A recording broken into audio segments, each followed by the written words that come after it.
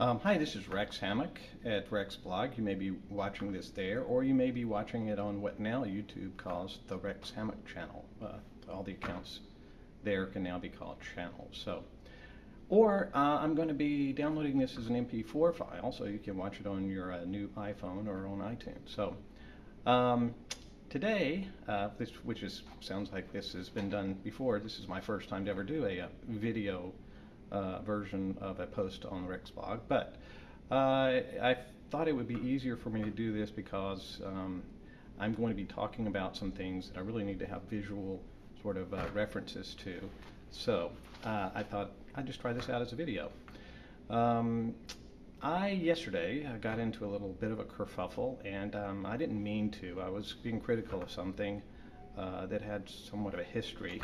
If you read this blog, you know that several years ago I used to be really critical of something called a digital magazine, which at that time was basically just trying to take the print version of a publication and turn it into a PDF, post it online, and say that that was a digital version. Now, I'm a believer that new media often makes obsolete certain aspects of old media.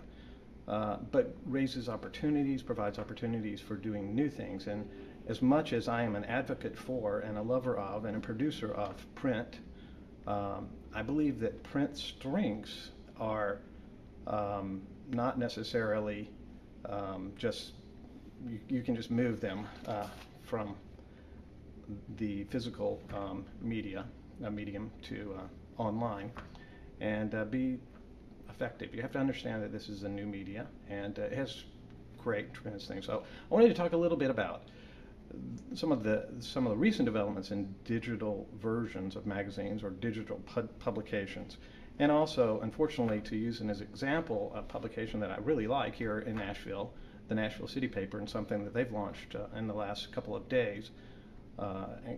As an example of what not to do. I hate to do that because I like the paper and I like the folks there, but yesterday I noticed, this was yesterday's version of the City Paper, I noted on my blog that they had done a great redesign and some new blogs launched yesterday, but they had also done this digital version in which, again, they tried to take this physical thing and just put it on the web, as we'll see in a minute, and make this the interface. Now, I'm not critical of having a representation of what the paper's like, so I could see the editorial judgment of the staff, but I think 10 years into the web or 12 years into the web, we have certain conventions and ways that we access information and use information and organize information on the web that makes it somewhat anachronistic to try a strategy that just mimics the print version online. So I'm going to go on my computer and talk a little bit about this, and then show you some examples of a couple of recent digital magazines that do, I believe, show some innovative ways to take a new platform and an old platform and merge the two. So I'll turn around here. Now, don't look at the ball spot. So don't look.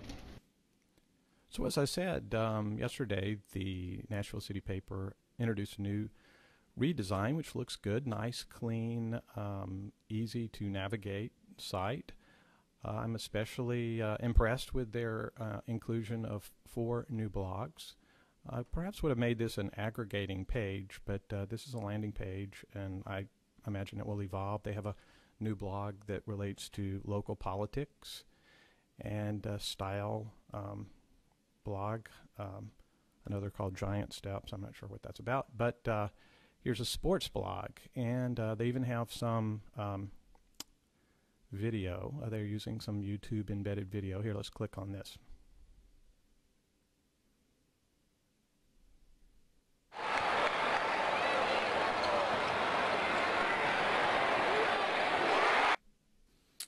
Okay, that's the redesign. Now let's move to the e-paper, or the digital version of the City Paper that was launched yesterday. This is where I have some problems. The idea is to put the physical paper replication here in the middle, and have the ability to flip through. Now you'll notice that there are advertising outside. There's advertising outside. I'll click here on this Alive Hospice ad, and it takes me to a website or a landing page for the advertiser.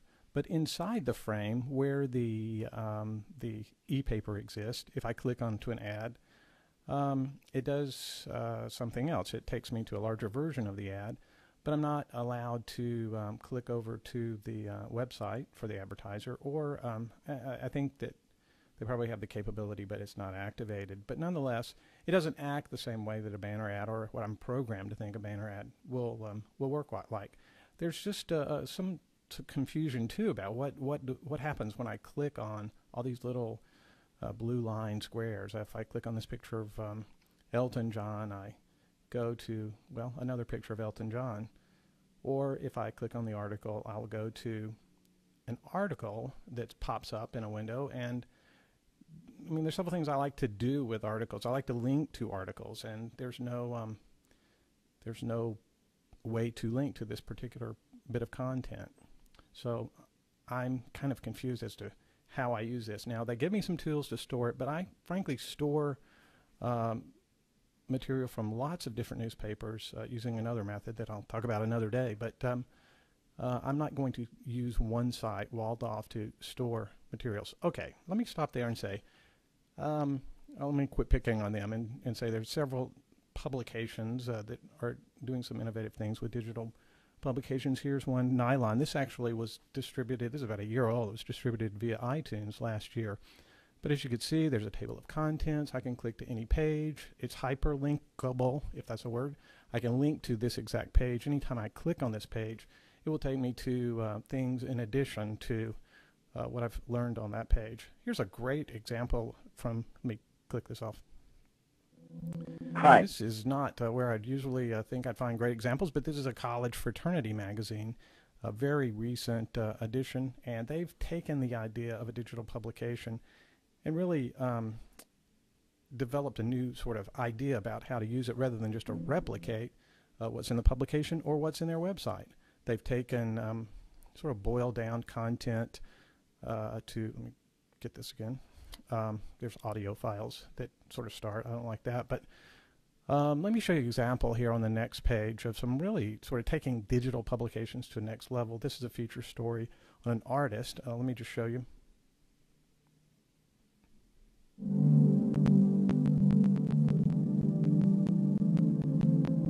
Hi, I'm Chuck Fisher, new chapter number 1460. So they've added an interview with the subject of the story, but here's really taking to the next level what one could do with a digital publication.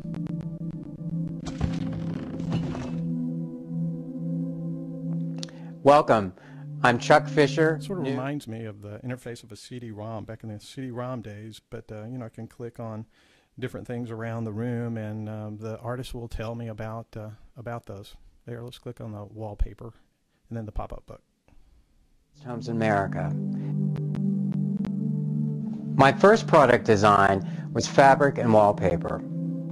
I created these designs based on the mural.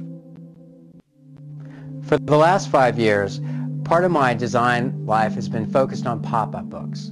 I'm a great fan of the pop-up book format, but I've been able to take it out of the realm of the children's book into adults with historical subjects, Great American. So thanks for spending time. Now, that's using a digital magazine to enhance the storytelling that one can't do really in a magazine, in a print version. This is sort of my first video post, so I learned a little bit about this myself. Maybe I need a theme song or you know, some closing credits, but that's it for now. Thanks. Oh, I do have some links on my my post that links to all the things I've mentioned. I want to do something about this shiny spot too.